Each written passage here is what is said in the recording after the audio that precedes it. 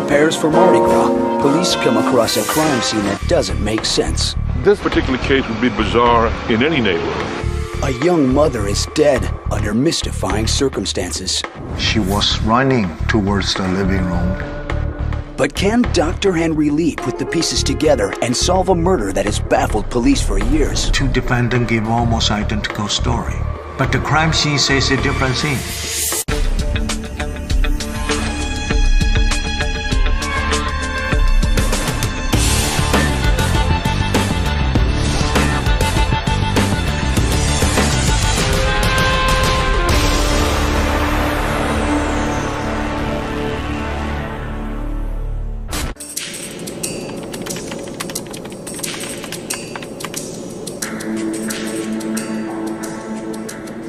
This murder is stay with me even now.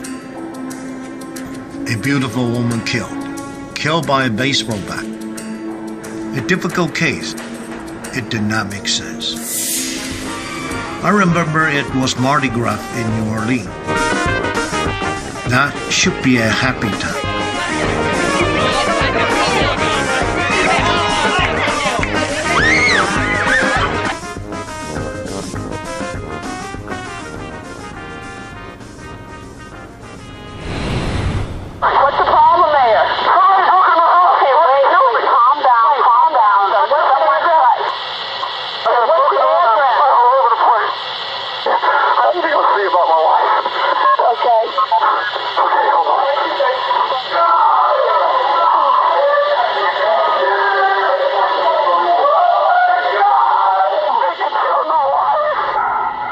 When I look at the picture today, it reminds me why the sheriff convinced me to take a look of this case. I can't stop thinking. A beautiful family. Oh my God, I'd be closer with the baseball. When sheriff's deputies answered a call from a distraught husband in suburban New Orleans, they found the man's wife, Janet Myers, dead on her living room floor. As you see, this is just an horrific scene. This had to be an unbelievably nightmarish event. The dead woman's husband, Kerry, was injured. An infant daughter, Sarah, was unharmed, but a 2-year-old son, Ryan, was found unconscious. My husband answered the phone, and they said that someone had broken into Kerry's house and that Janet was dead and Ryan was injured. Kerry told police Janet had been killed by his best friend, Bill Fontenelle. Police found Fontenelle at a hospital being treated for stab wounds. Kerry himself was taken to another hospital with a broken arm and cuts on his head. I decided I had to go to the hospital. To hear Kerry tell me that, Billy had killed Janet and beat him with a bat, broken his arm, and Kerry had a broken arm and he had stab wounds, and, I believed what Kerry was saying. Kerry Myers had his version of what happened, but the prime suspect, Bill Fontenelle, told investigators a different story. The first thing that he said to the police, when he went to the emergency room at West Jefferson Hospital, they had a security detail there. And he told the sheriff, my friend killed his wife and he's going to try to blame it on me. A woman was dead and police were getting two different versions of how it happened. But both accounts agreed on one astonishing detail. The story is that these two best of friends fought for 5 or 6 hours. Fought so much that they just got fatigued and actually took a rest, sat together drinking water and watched Starsky and Hutch. And they both said the same thing. This is what we watched. This is what we did. Here's where we sat. And all the while, the wife was lying dead in a room right next to them, and the story comes up, which is really bizarre, is that neither one of them knew she was even there, that she was dead. Janet Myers and her husband, Kerry, Kerry's best friend, Bill Fontenelle, they formed an interesting triangle. When investigators dug into their backgrounds, they learned that all three had grown up in Jefferson Parish, in communities heavily influenced by religious values. The boys, Carrie and Bill, had gone to Archbishop Shaw Catholic High School and never strayed far from home. After college, Carrie went to work selling industrial hydraulic and pneumatic systems. Some of the parts were used to automate Mardi Gras floats, and that's what Carrie was working on the day of the murder. Bill Fontanelle didn't have a steady job, and perhaps not as many friends, but he could always count on Carrie. They had a very close relationship and got along very well. And I think even to the closing days before the incident, I spent quite a bit of time together at Carrie's house. The police still had questions about what happened in the house the day of the murder, but the physical evidence, together with Carrie's accusations, were enough for the sheriff to arrest Bill Fontanelle. This is one of those opening shut murder cases. We have the husband of the deceased saying, "I was in the house and this guy did it," and we made the arrest. Bill Fontanelle went on trial for murder. The state's star witness against him was Carrie Myers. But the mysterious and deadly game they began in the Myers home was still in the early innings. It's kind of interesting. All my career, you investigate almost 6,000 to 7,000 major cases. This is the first one. Two defendants give almost identical story. But the crime scene says a different thing. What does the crime scene evidence reveal? And will it contain enough detail to implicate a young mother's killer?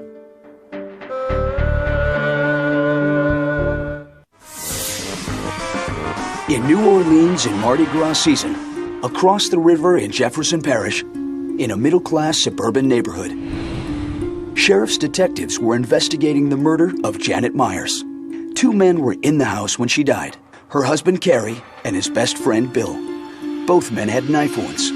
Carrie also had a broken arm from being hit, according to Carrie, with the same baseball bat that Bill Fontanelle used to kill Janet. Police arrested Fontanelle for murder. There was probably no reason to disbelieve Myers. Carrie is kind of a family-type person, home-type person. Carrie's family still couldn't make sense of the events surrounding Janet's death. They only knew that Bill Fontanelle was in jail awaiting trial, and that he continued to insist Carrie had set him up. The thrust of his comment was, "There's a murder. I didn't do it, but the husband is going to say I did it." I had never seen Billy do anything violent, never seen Billy show anger. Billy was the one that was always calm out at the ball games. Billy was the one that kneeled and crossed himself before taking the bat. So, yeah, to hear that, well, Billy went over there and for no reason bashed Janet's head in with a baseball bat and killed her, tried to kill Ryan, tried to kill Carrie, made no sense.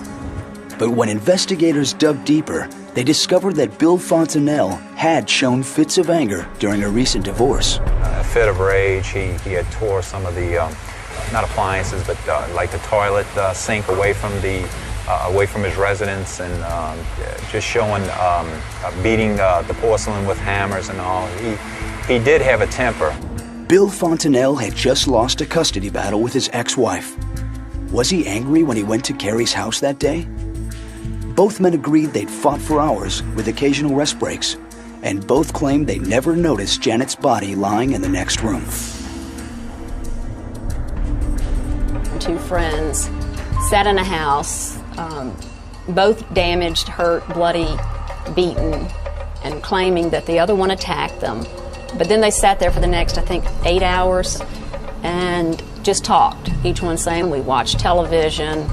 That didn't make any sense, that you would sit there for several hours and not ask to check on the other people in the home, Janet, Ryan, and infant Sarah. Prosecutors were still puzzled as the trial approached. The two men had no traces of alcohol or drugs that might explain their strange behavior. And why did Fontanelle go to the Myers home in the first place?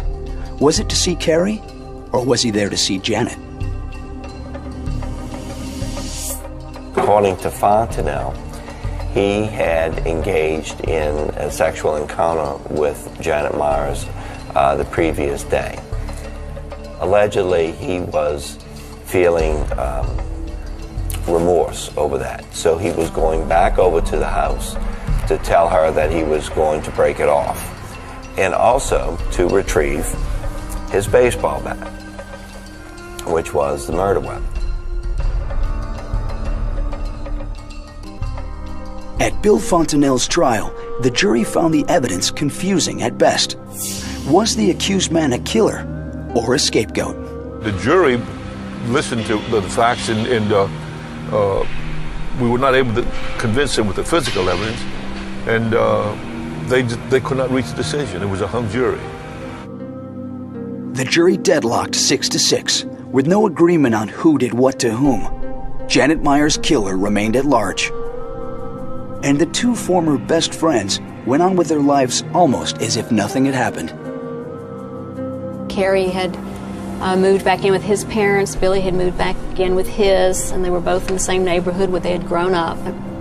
Carrie never really said anything negative about Billy, other than sticking to his story that for no reason Billy attacked him when he walked in his own home and killed his wife. But I never saw anger. It was never like we had to hold Carrie back from going over there and beating the living, out of Billy. There was none of that went on. As Mardi Gras seasons came and went, prosecutors were troubled that Janet Myers' murder remained unsolved. We had done about as much as we could do from a law enforcement perspective to try to put the case together.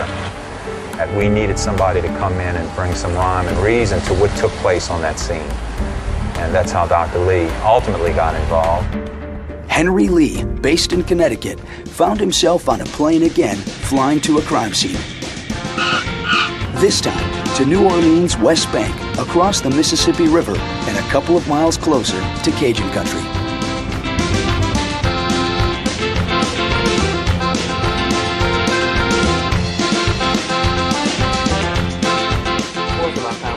The district attorney there, Paul Connick, knew Dr. Lee was busy with other cases, but he also remembered the noted criminalist never turned down Cajun cooking. But I did, too, as added incentive for you to take the case, if you remember. Right. I ordered 200 pounds of boiled crawfish and sent them to you and your staff. Right, we had a crawfish party. Right. I remember that. Next morning, 2/3 of my staff booked sick. Oh, God. I'm the only one survived, so I must have a tough stomach or something. Of course, we ate the crawfish. We better do the case, too. Dr. Lee started studying the crime scene photos. Someone was getting away with murder.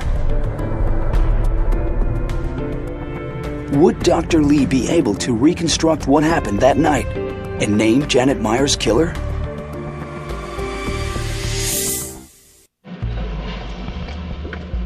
When the jury couldn't reach a verdict in the trial of Bill Fontenelle for the murder of Janet Myers, prosecutors didn't give up. They turned for help to criminalist Henry Lee. Here, approximately 250 individual blood drops. Those are So these dropped from above? From above, exactly. In taking the case, Dr. Lee was renewing an old acquaintance, the top cop in Jefferson Parish, Louisiana for 24 years, a man of Chinese ancestry with a familiar last name, Sheriff Harry Lee. Where they were sitting.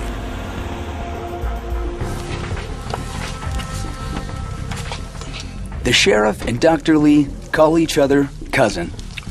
The house looks like the same.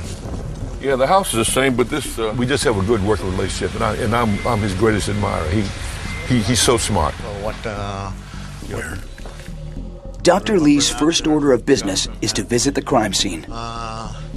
This is the location. Inside, the two men confronted the challenge of deciphering a confusing trail of blood. Feet towards that direction. A large amount of blood stain was on the carpet. Would they ever understand what had happened here? We see tremendous amount of blood spatter.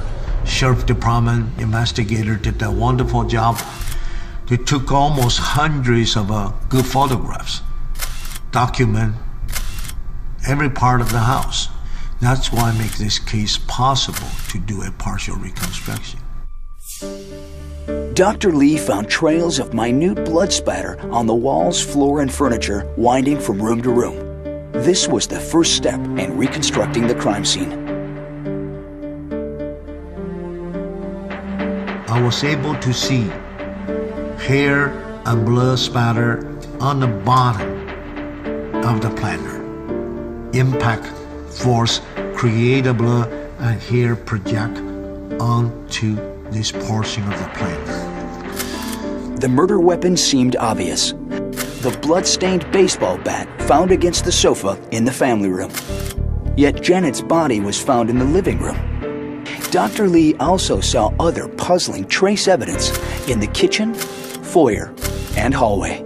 This crime scene pretty complicated, involving 5 different areas.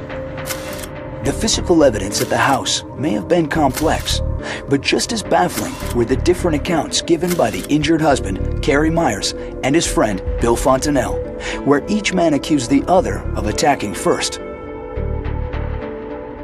In his tape-recorded statement, Fontenelle said Myers stabbed him with a butcher knife. I said, Kerry, why are you doing this to me? He just said, I'm doing what I've got to do. He came at me again with the knife, and I started swinging the baseball bat. After studying the interviews of both Myers and Fontenelle, Dr. Lee was able to reconstruct each man's version of the events on the night Janet was murdered. He was assisted by the head of the Connecticut Police Crime Lab, Tim Paulbach. Dr. Lee placed lab technician Shaun in the exact position where deputies found the victim's body. According to Terry Myers' statement to the detectives, that afternoon, about 3:30, he got home, opened the door, walked into this hallway. He saw a baseball bat, and then he quickly used his left hand, tried to block it. He felt the pain. Myers said he never saw his wife's body lying in plain sight in the living room. Attacked in the foyer area, then into family room. 2 of them struggle on the ground and fighting until they got so exhausted and tired, they took a break, watching television, have a glass of water. They watch at 7 o'clock a police show. After that, they resume the fighting again.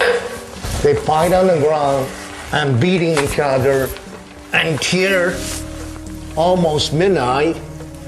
They don't want to miss Johnny Carson's show. After the show finished, Meyer asked Fontenelle, "Where's my wife? Where's Janet? How's my kid?" Fontenelle said, "They're fine. They're okay."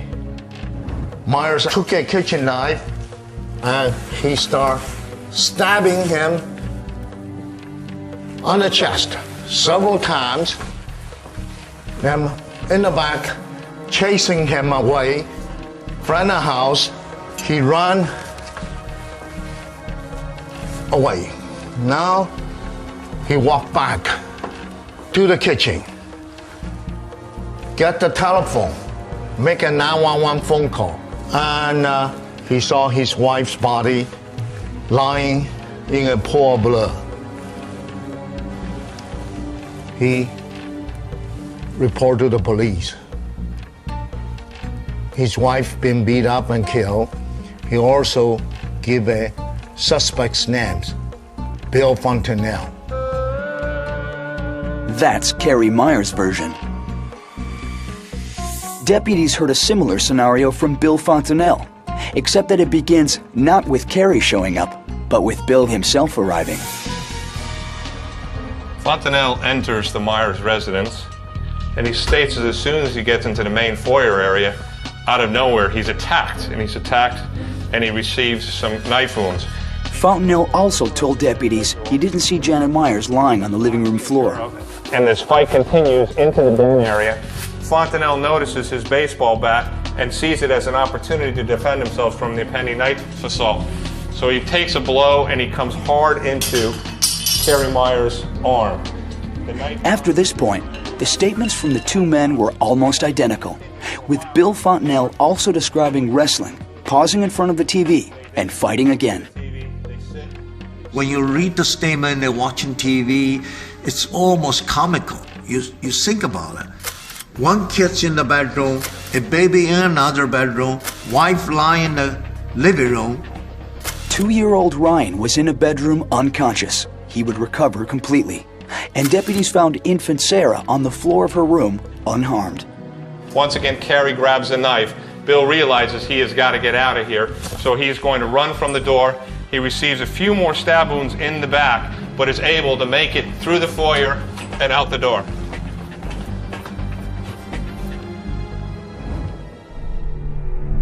The more investigators studied the two statements, the more they wondered about the nature of the relationship between husband and wife, and husband's best friend.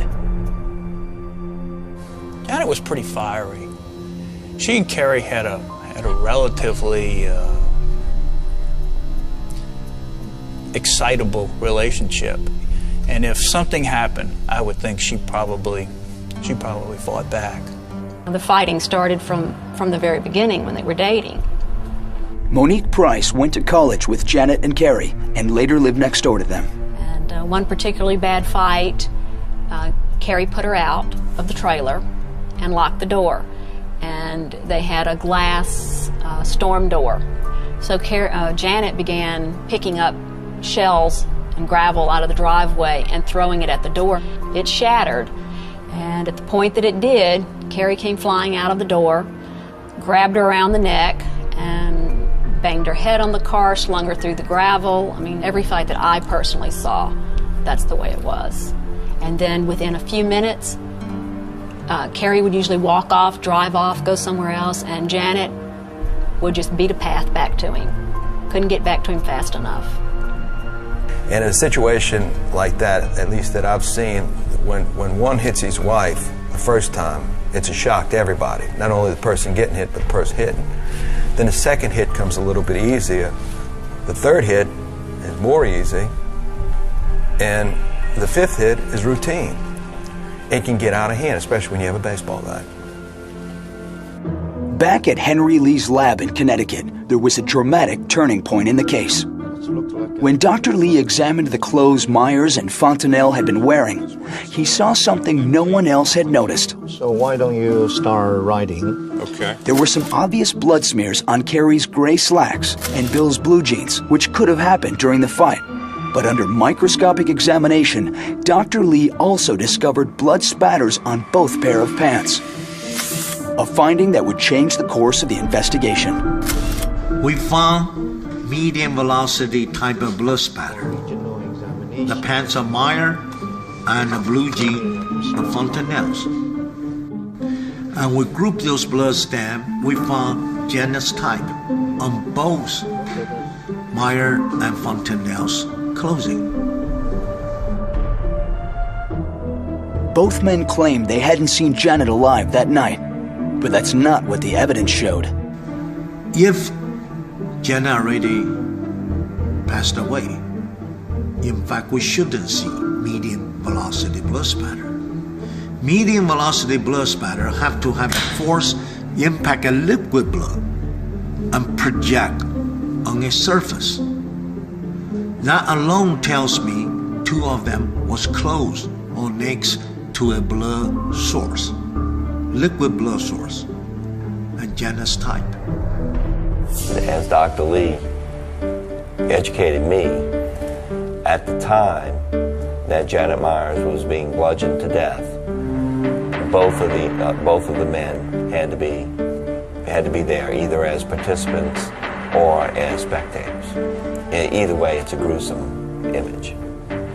Once they got Henry Lee involved, and Henry Lee says, "Let me tell you something. Kerry Myers is not your sole witness. I mean, he has got a lot of culpability with this." Dr. Lee had found blood traces that looked bad for both men. But should the state go ahead with a second murder trial? And who were they charged with Janet Myers' death?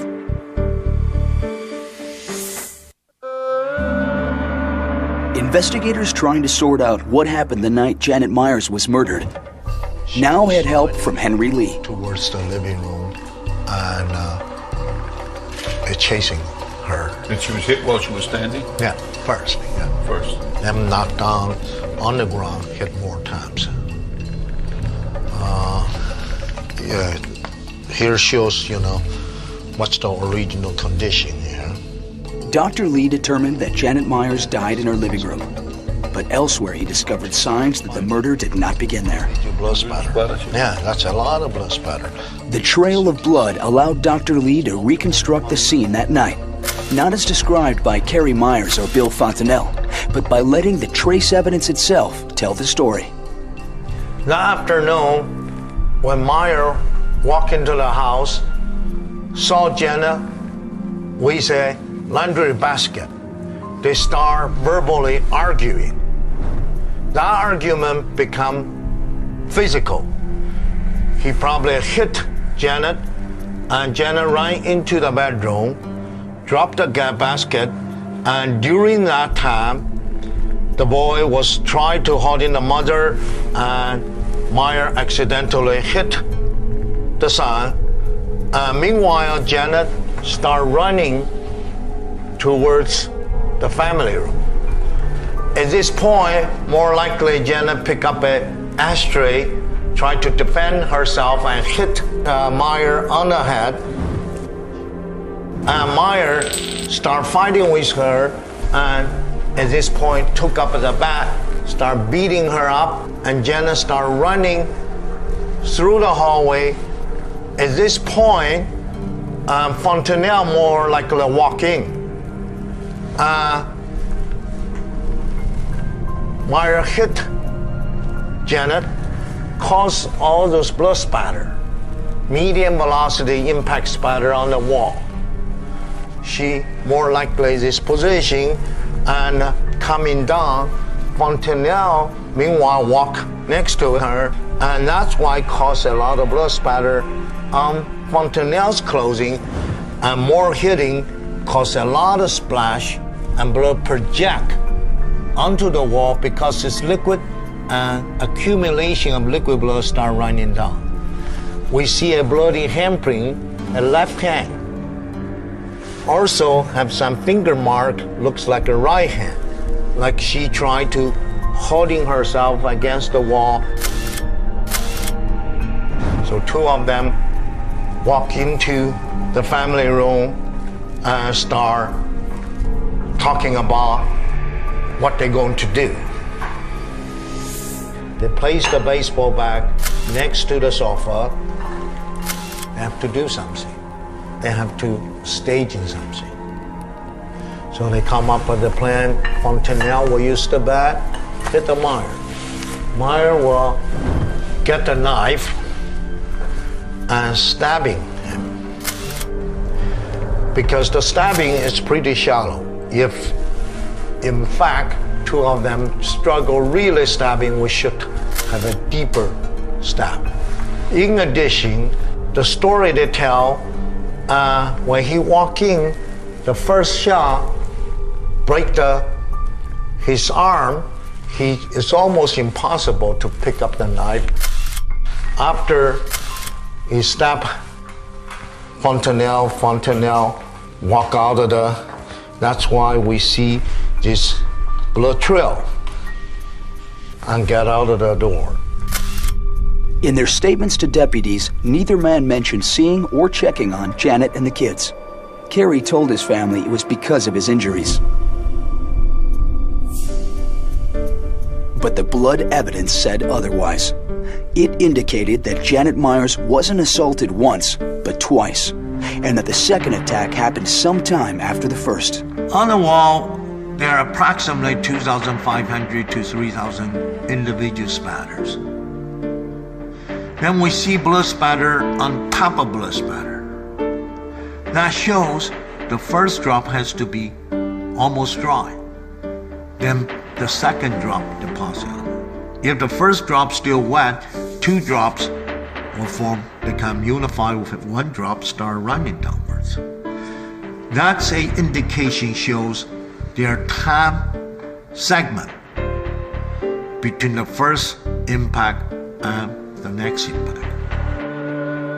This blood evidence was conclusive that there was a bit of time when Janet was first assaulted against that living room wall, dropped down, bled out for a long period of time, and then a subsequent event came in. And that subsequent event was just yet another series of strikes. We later found out from the autopsy that Janet Myers actually dies of an air embolism, where air travels to her heart and kills her.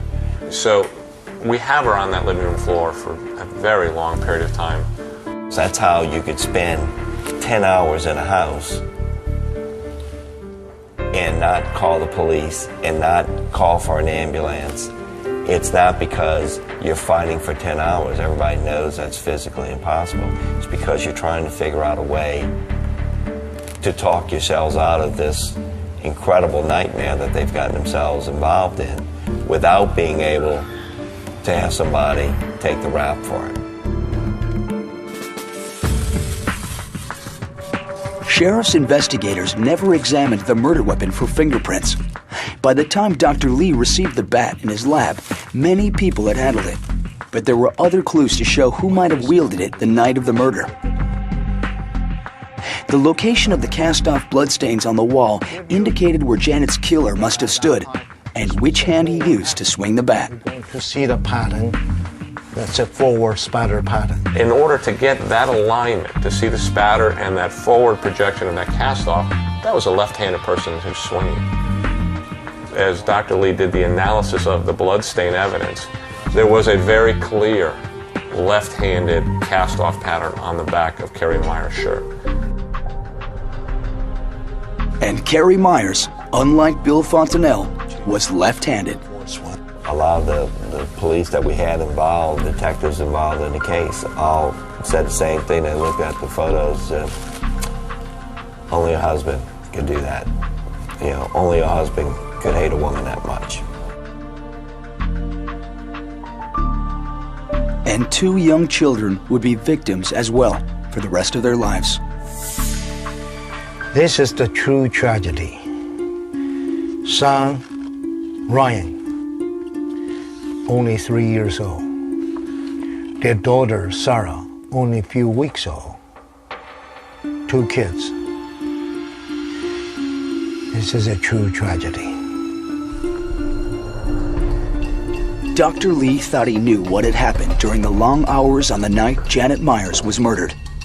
But would the prosecution be able to lead a jury through the tangled web of evidence to allow it to reach a verdict?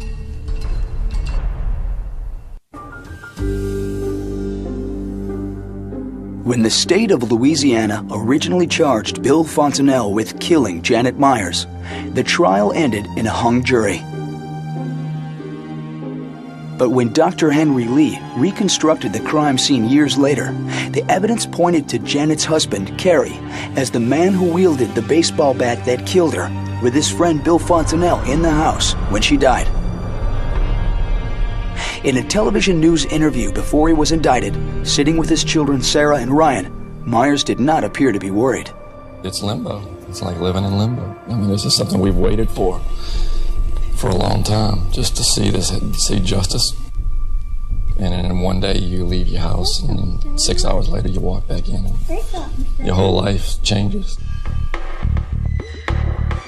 Before the trial, Kerry made a critical decision. He declined his right to a trial by jury and chose to have his case heard by a judge alone. He did not think he would be convicted. We even tried to tell Kerry, you know, go with a jury, don't go with a judge. It'll turn out okay, you know, was his comment. It'll be all right. And that is the approach he took. It'll work out fine. Bill Fontanelle chose a jury trial, so both he and Myers were tried together in the same courtroom. The judge heard the case against Myers, and the same judge and a jury heard the case against Fontanelle. including the forensic evidence that implicated both men.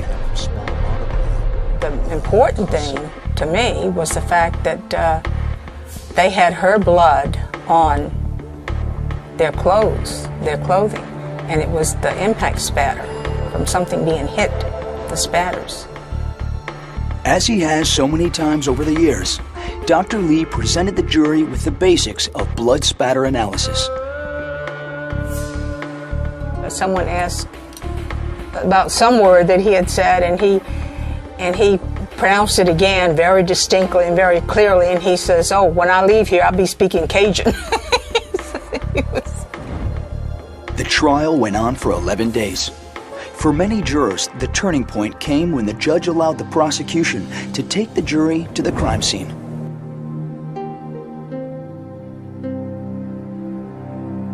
That was a very small house. The entrance foyer, just a few feet inside, there's a small partition, and off to your left is the living room. Walking around in that place, there's no way that they could not have seen that body, and they both said they didn't see the body. They didn't know, each one of them said, "Well, I didn't know she was in there." And so you know that that wasn't true, because there was no way they could not see her where she was. Anybody that was in that house had to know not only where Janet was, but it was just yet another few strides away, and you're in the bedrooms with an infant and Ryan. And so way too small, way too confined to begin to give either Bill or Carrie any credibility in this feeling that we didn't know where Janet was. And I think the general consensus of most of us was, how could you not know? And at any given point, you'd say, let me go see my family. Whether he holds a knife to your back or whatever, let me go see if my family's okay. At the trial, neither Carrie nor Bill testified, but the jury did hear their original statements to the police. I do believe from the evidence at the trial that Billy was attacked when he first got there, and that Carrie had attacked him. Janet's blood, according to Dr. Lee, was only on Billy in the minute spatters around the hem of his pants.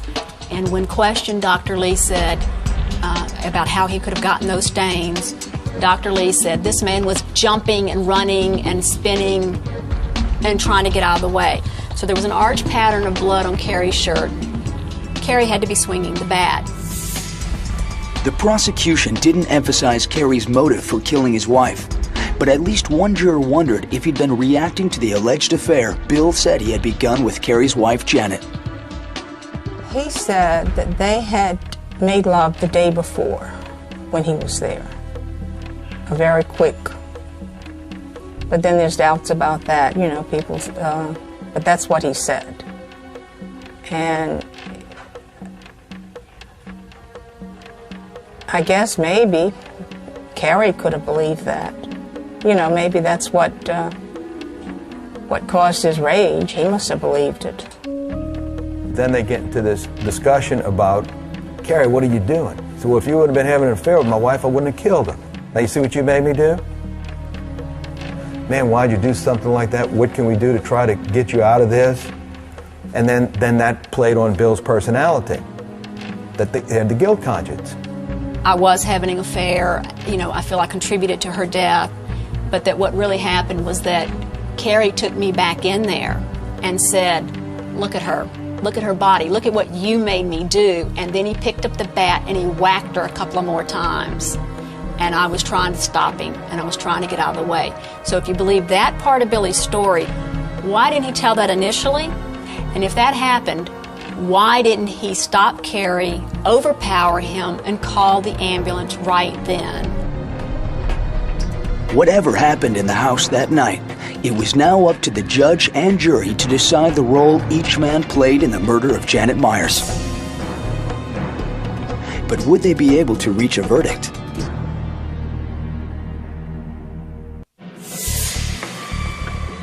Media accounts of the trial called it the baseball bat murder, and it was big news.